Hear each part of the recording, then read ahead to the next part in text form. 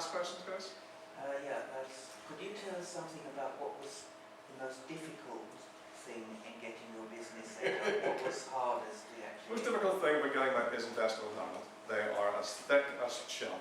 I went in and I showed them the stuff and they turned me down. And then I did a big proposal and they turned me down. And then I did another thing and they turned me down. But at the same time they keep saying, are you an entrepreneur? Are you innovative? Have you got some new ideas? Well, guess what? InvestNI Ireland, here I am. I was going to punch some guys in InvestNI Ireland, and there's not a bad bone in me, right? But they have made me so unbelievably angry at how unbelievably fucking useless they are from start to finish. There's 600 people working in that building. You know, unbelievable how useless they are. So do you know what? You can look at it two ways. You can decide, I'll just go and sit under a stone and do somebody else's taxes for it. Or you can think, I'm going to show those buggers. So that has been the reverse of that has been the David Kirk factor. The man who started AOL and is from Northern Ireland who did the reverse. He said, go and do it, get involved, and I'm up to my neck in this, you know, I'm absolutely up to my neck in it. I'm working on it 24/7. I spent yesterday doing radio interviews, television interviews, when I should be selling or I should be creating the products with the kind of Sarah working on it.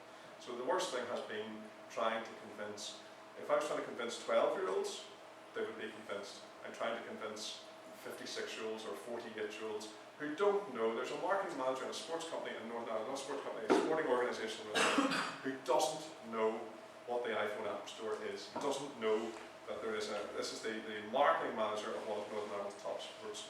How does it work? Does it work in blackberries? A lot of people you talk about gooseberries and raspberries and, you know, I'm just not in the fruit business. You know, that's an investment in Ireland. You know, does it work in a raspberry? Probably not. You know, what do you do? You really try hard not to be really rude to that guy and just not come back. You know, you have to say, no, it probably doesn't work in raspberries. It might work in blackberries. You know, so the toughest thing has been trying to get. This is new. You know, this is new stuff, and you guys appreciate it. You guys 20, 22, 23. You're probably the perfect age to take some of this stuff on.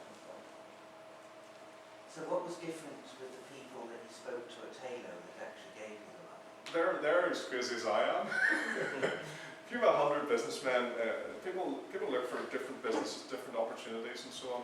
And there's a lot of businessmen who have big fat wallets and want to invest in retail or want to invest. The gentleman I'm dealing with, or the group of gentlemen I'm dealing with, want to invest in crazy. Do you know what I mean? £100,000 to you seems like an awful lot of money. £100,000 to me is an awful lot of money. £100,000 to some people doesn't seem like it. And I used to dream last year if I met some rich sugar daddy almost that would give me 20 grand or 30 grand that would allow me to do this. Well, I didn't. I got up, I started talking, I started, meeting a few people, kissing a few babies, and I rightly or wrongly asked for £100,000. And do you know what? Somebody gave it to me.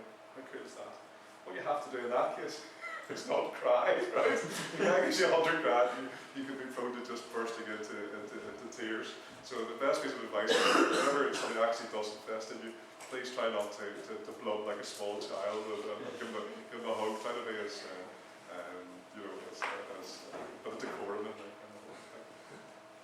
How did you actually find those investors? It was structured. Northern Ireland has been really lacking in this for about 2 or 3 years, and over the last sort of 12, 14 months, we've actually got Northern Ireland as a country have got their act together, and it was structured. There's a proper structured dinner goes on once every 10 weeks, and to a certain extent they liked me. Do you know what I mean? I was the last one on. There is some real boring rubbish in the middle. The guy that went on first did a good presentation. 2 or 3 quite boring ones. I did. Whether my presentation was good, bad, or indifferent, I don't know. It doesn't really matter whether my presentation was good, bad, or indifferent. The guy got a checkbook out and says, right, so really good, structured. That's a very positive point. And Northern Ireland's well.